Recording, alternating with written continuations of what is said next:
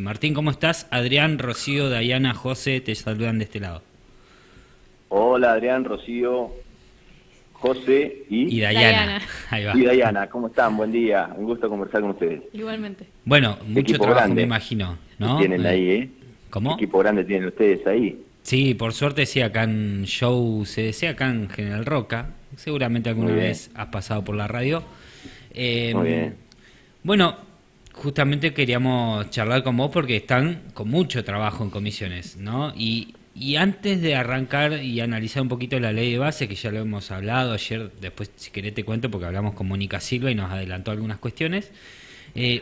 recibieron el dictamen de comisión que viene de diputados, la ley con modificaciones, ¿es verdad esto? Sí, hay una situación que yo diría que puede terminar en un escándalo institucional, porque lo que se sancionó en la Cámara de Diputados de la Nación vino con modificaciones en algunos artículos, en palabras, en el texto de alguno de ellos, que son preocupantes porque incluso trastocan el temperamento, el fundamento de esos artículos, y además de eso, sumado a que hay diputados de, de Unión por la Patria que le han imputado un voto determinado positivo cuando en realidad había votado negativo, con lo cual hay una situación de irregularidad institucional grave que, bueno, estamos en este mismo momento, en estos mismos instantes, viendo las características de esa gravedad y las autoridades del bloque de la Cámara de Diputados han hecho la denuncia pertinente pidiendo la nulidad de la notificación al Senado de la Nación y, bueno, nuestro bloque y sus autoridades están evaluando los pasos a seguir también porque, bueno, evidentemente estamos en una situación de incertidumbre, de preocupación, pero también que puede tener ribetes escandalosos, incluso desde el punto de vista penal. Claro, claro, digamos, y esto ha retrasado la idea de comenzar a debatir cuestiones de fondo, me imagino, hoy. Mire, a las 2 de la tarde está el ministro del Interior en el Senado con otras autoridades del Poder Ejecutivo para venir a defender o explicar el proyecto de media sanción en la Cámara de Diputados. Veremos qué sucede de aquí a las 2 de la tarde, cómo transcurren los hechos, pero quizá podemos repasar un poquito la historia de cuando se tratan este tipo de leyes, de modificaciones estructurales, de desmantelamiento del Estado, de privatizaciones, de extranjerización, de liberación de las fuerzas del mercado para que regulen la vida en sociedad, de este Sí, dogmatismo tantas veces practicado y frustrado en la Argentina, que han tenido escándalos de estas características. Recuerdo las privatizaciones en el inicio de los 90 con un diputrucho sentado en una banca que era un asesor de un diputado que votaba como si fuera diputado, la Banelco en la época de la Rúa cuando se quiso flexibilizar la ley laboral. Bueno, ahora estamos frente a una situación de características similares, una Cámara de Diputados que vota un texto y el presidente de la Cámara, Martín Menem, manda un texto distinto al votado. Sí, Ujú. vamos a una situación de crisis institucional, me parece, de dimensiones, y esto se confirma. Sí, Martín, ¿qué tal? Diana te saluda. Recién le Sí, hicieron Daniela, buen día. esta consulta al vocero presidencial, a Manuel Adorni, y él Ujú, dijo que fue un error de tipeo, que ujú. significó alguna diferencia en algunas palabras, pero que fue una pavada. Ese fue el peso que le puso Manuel Adorni cuando le consultaron sobre estos cambios que hubo en relación, ¿no? A la ley. Digamos, ¿qué pensás vos o qué, cómo toman ustedes este tipo de postura, ¿no? De tan liviandad ante algo tan Sí. tremendo, ¿no? Como lo que estás contando. Bueno, el presidente de la Nación dijo que éramos un nido de ratas que había que aplastar, Ujú. Claro. que el Congreso de la Nación había diputados y nunca los denunció que cambiaban su voto por coimas o una cosa parecida, y Sí. que éramos un nido de ratas, y daba la espalda en su discurso diciendo que éramos todo una casta que había que hacer desaparecer, básicamente. Con lo cual, estas reflexiones de su vocero, desmereciendo o bajándole el precio a la modificación de un texto normativo de una Cámara a otra que tiene que revisar Sí. ese texto, no me sorprende absolutamente para nada. La baja calidad institucional, eh, la devaluación que pretenden quienes impulsan estas transformaciones en la Argentina de liberar todas las fuerzas del mercado requieren que haya instituciones de baja intensidad, que haya instituciones que estén devaluadas, que estén desmerecidas por la sociedad, con operaciones permanentes para denigrarlas, y de esa manera poder imponer las medidas y las decisiones que exceden a ellos mismos, porque bueno, aquí sabemos que las leyes que han presentado, el DNU que está en vigencia y que sigue haciendo estragos a diestra y siniestra, no estuvo ni siquiera constituido, escrito y diseñado y redactado por el Poder Ejecutivo y los cuadros técnicos, legislativos, jurídicos que tiene el Estado Nacional, el Gobierno, el Poder Ejecutivo, y que debe cumplir todo un procedimiento, sino que se hicieron en estudios jurídicos de distintas empresas que, bueno, plantearon sus capítulos en función de sus propios intereses, y no los intereses de la Argentina. Por lo tanto, no nos sorprende que ese tipo de respuestas sean las respuestas que dé el vocero presidencial. Si el presidente de la Nación ayer dijo que las Malvinas prácticamente entregó abrazado a la bandera israelí con la bandera de Estados Unidos detrás, entregó, hizo una entrega de palabra de nuestras Islas Malvinas, prácticamente con sus declaraciones absolutamente cipayas, entreguistas, extranjerizantes, y una falta de respeto absoluto sobre nuestros soldados, la gesta de Malvinas y esas islas que son, serán y van a ser toda la vida de nuestro país. Pero bueno, ese es el contexto de país en el que estamos hoy, y en esto nos toca cumplir el rol de defender a los rionegrinos y rionegrinas en el Senado de la Nación, y por eso mi posición muy firme, contundente, absolutamente clara, inalterable, respecto de cómo voy a enfrentar este proyecto de ley bases, que más que una ley ómnibus, como decía, es un tren fantasma normativo. Y hablaste de Río Negro, ayer hablamos con la senadora Silva. Sí. No nos dijo, sí, voy a votar a favor, pero dio a entender que podría votar a favor y después ir analizando capítulo por capítulo. Dijo que iba a rechazar el de impuesto a las ganancias, que iba a votar, que estaba en contra de las privatizaciones, por lo menos de la parte personal lo dijo, después definirá su voto. ¿Cómo es la relación con Juntos Somos Río Negro? Entiendo que hay bastante malestar, por lo menos de tu lado, con lo que votó Agustín Domingo. ¿Y ahora? Bien, una aclaración. Nosotros competimos contra Alberto Bretilnec y Mónica Silva, junto con Silvina García Larraburu. Tuvimos la suerte de poder ganar aquellas elecciones de 2019 que nos depositó en el Senado de la Nación en representación de un proyecto político. Con lo cual estamos sentados en la Cámara de Senadores y de Diputados de distintas miradas respecto hacia dónde tiene que ir el país. Por lo tanto, digamos, hay que desdramatizar esa situación. Sí, lo que a mí me angustia, más que angustia, me preocupa, y estoy tratando de hacer todo lo posible para que no suceda lo que parece inevitable, que se vote una ley de estas características que perjudica, que destroza de alguna manera las posibilidades de desarrollo de la provincia de Río Negro, es plantar posición clara y hacer todo lo que esté a mi alcance para que esa ley no salga. ¿Por qué? Porque jamás voy a votar para que una mujer rionegrina que está en edad de jubilarse no se pueda jubilar y le aumenten la edad jubilatoria, porque jamás voy a votar en favor de la quita de la moratoria y que 9 de cada 10 mujeres rionegrinas no se puedan votar, porque jamás voy a votar para que se libere el mercado y que mi ley tenga superpoderes para el aumento de los medicamentos, para la eliminación de derechos laborales. Están destruyendo la ley laboral, eliminando derechos laborales que están establecidos en la Constitución Nacional, en el artículo 14 bis, porque manda a la quiebra a las pymes, a la industria, al comercio rionegrino, porque los tarifazos, la posibilidad de que el sistema de inversiones extranjeras tenga absolutamente libertad para sacar los recursos rionegrinos, el 100% de los recursos de nuestra energía, nuestros hidrocarburos, llevárselos afuera, no dejar un peso en Argentina, y además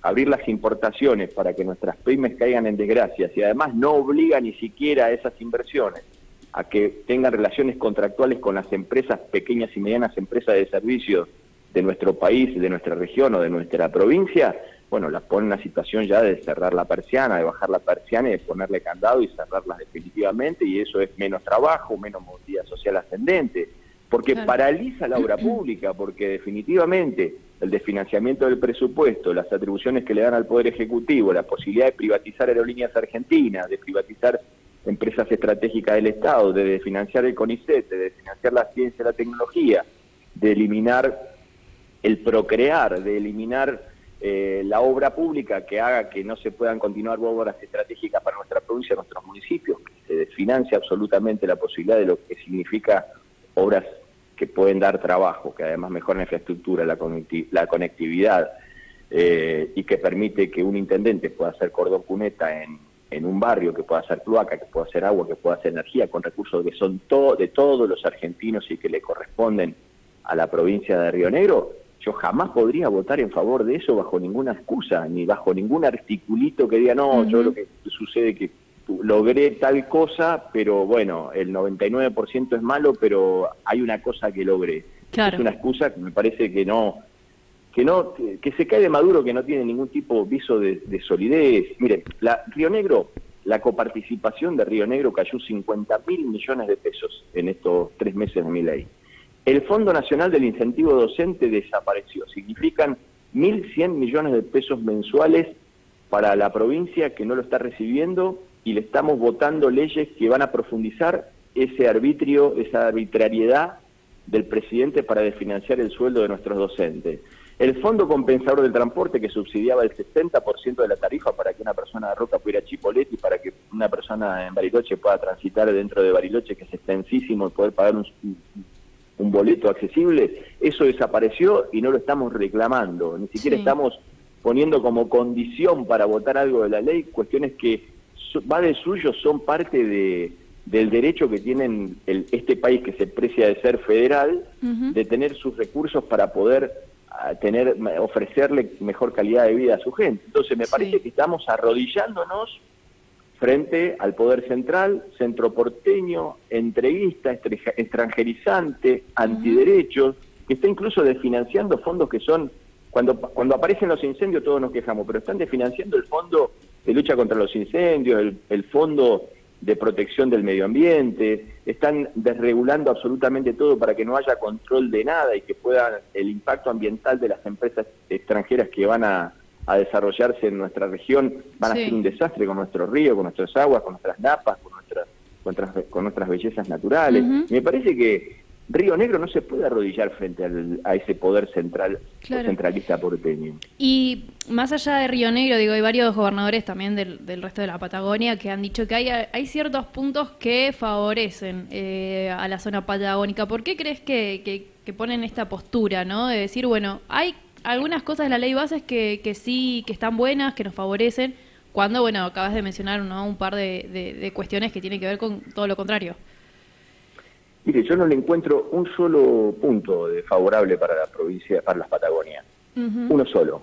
Claro. Incluso le diría que esto de que no vamos a votar ganancias, vamos a votar en general, pero no vamos a votar el aumento de ganancias, porque hay trabajadores que cobran más de 1.800.000 en la Patagonia, porque los sueldos son más altos, porque la calidad de vida es más difícil. Ni siquiera va a poder tener efectos prácticos, porque uno puede votar simbólicamente eso, pero la mayoría está votando el aumento de ganancias, con lo cual no va a tener efecto. Puede lavar culpas de alguna manera, ¿no? Pero no va a tener efecto, hay que votar toda la ley en contra. Incluso le digo más, en ese sentido, el representante rionegrino en la Cámara de Diputados de Juntos Somos Río Negro votó a favor de que se elimine el 22% de los impuestos que se devengaban en ganancias a los estatales y jubilados rionegrinos por estar en la zona patagónica. Eso se eliminó, de hecho.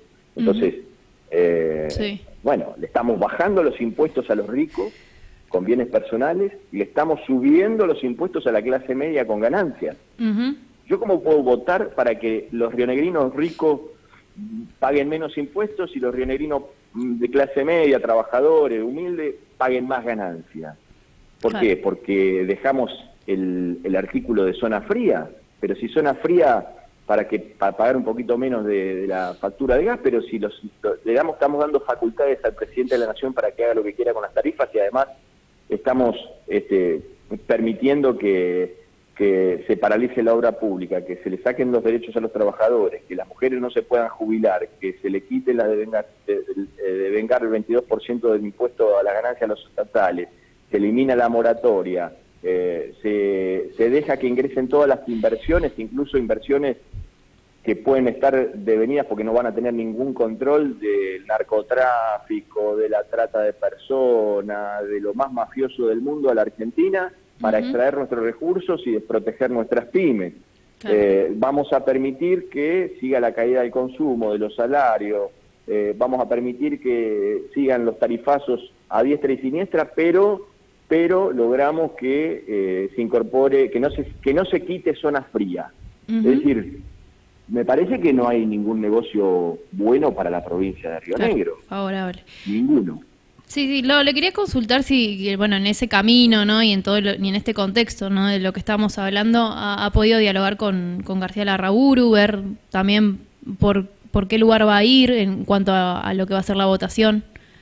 No tengo dudas que Silvina va a votar en esta línea, que va a votar en contra de la ley, y en general y en particular. No soy exégeta de ella ni a que se le parezca, pero venimos los 33 senadores del bloque en la misma línea y entiendo que Silvina va a votar también con esta misma perspectiva. Bien. Y a modo general, ¿qué se siente ahí en cuanto a esta ley, digo, esta media sanción que faltaría, ¿no? En lo que es el Senado, digo, ¿qué es lo que el aire que se respira? ¿Crees que va a salir, que tienen los votos para poder sacarla? Yo observo que hay muchas presiones ya desde el tratamiento en diputado, de todos los intereses que están en juego con este presidente y con presiones de todo tipo, medios de comunicaciones nacionales presionando a los senadores, a los diputados, grandes intereses económicos también que juegan su rol, el presidente diciéndole barbaridades, es decir, el presidente dice, si le votás todo sin chistar sos un héroe, sos un patriota, y si osás observar que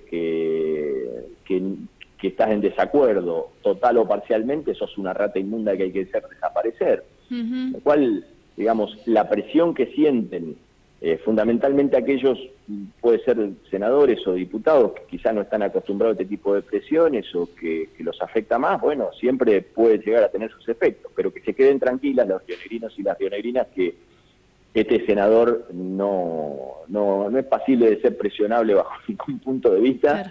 Mi posición es la que dije, incluso antes de que llegue la ley al Senado con la media sanción, es la que voy a mantener y es la que, a mi humilde entender, desde mi verdad relativa, es la que mejor defiende los intereses, protege los derechos de nuestra provincia de Río Negro, a quien coyunturalmente, ocasionalmente, tengo el privilegio de representar en esta Cámara Alta.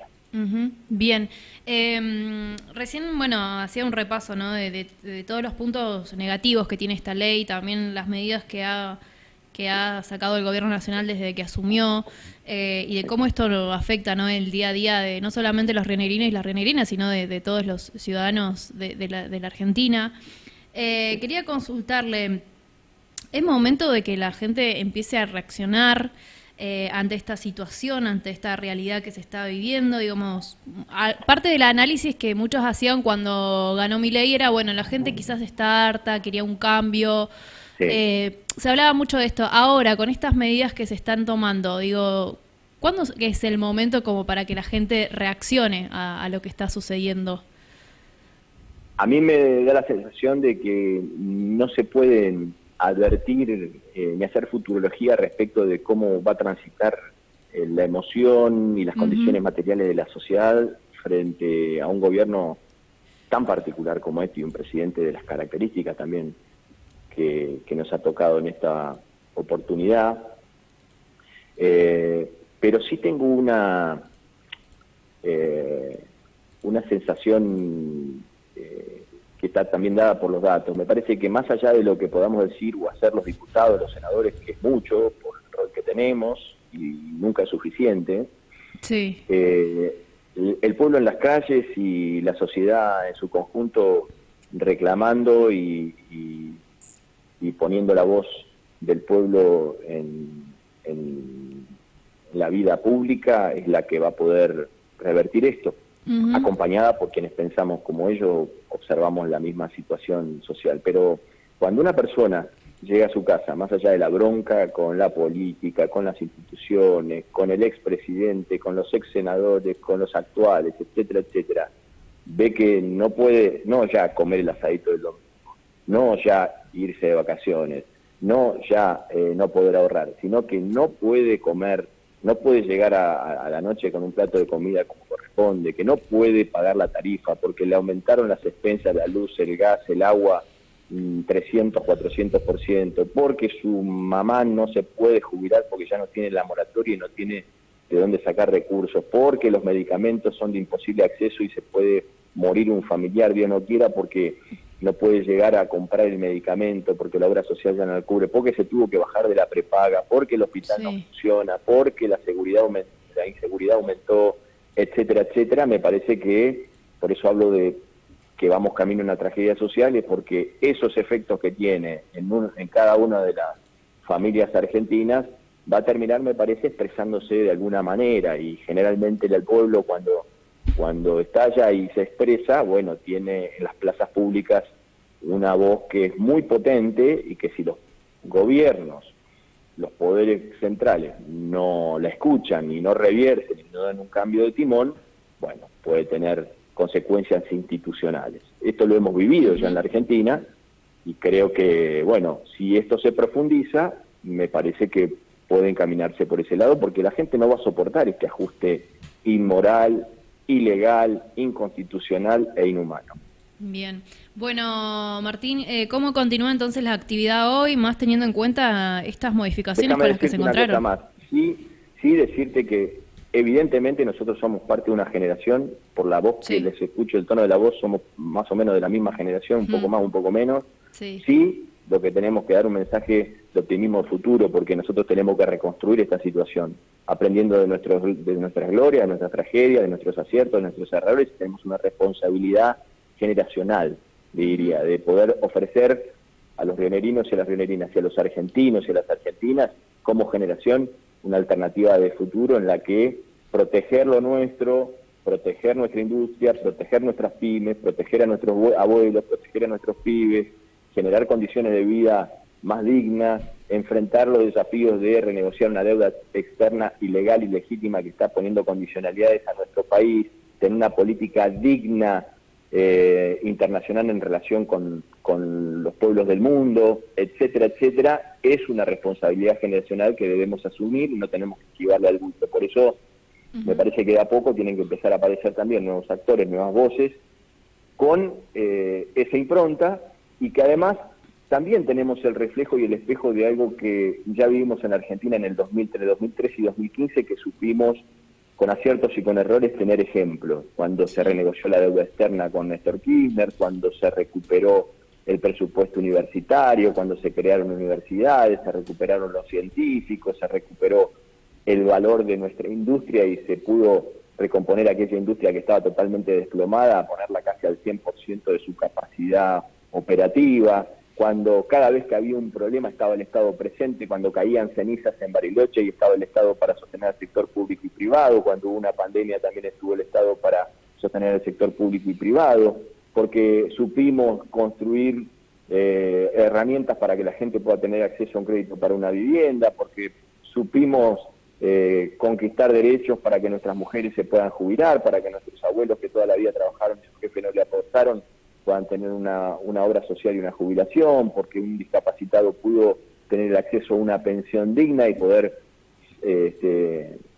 vivir de una manera mucho mejor de la que lo podía hacer sin un derecho consagrado como el que supimos conquistar, porque las provincias y los municipios podían tener mayor capacidad operativa, desendeudarse, poder tener recursos para hacer obra pública, para poder pagar los salarios, para que la cuota de una escuela para mandar al pibe a la escuela sea razonable, para que una tarifa sea pagable, la luz, el gas, el agua, servicios esenciales, porque se pudo recuperar Aerolíneas Argentinas, YPF, AISA, ENARSA, empresas estratégicas del desarrollo argentino, que el Estado pueda tener control de ellas para que se pueda desarrollar estratégicamente el país, etcétera, etcétera. Es decir, tenemos a la vuelta de la esquina ejemplos de cómo se puede recuperar el país. Por supuesto, en nuevos contextos, con una nueva impronta, con nuevos desafíos, porque hoy el mundo del 2003, 2004, 2005 es totalmente distinto al de aquel entonces, y hay que escuchar mucho a las voces nuevas, a los jóvenes,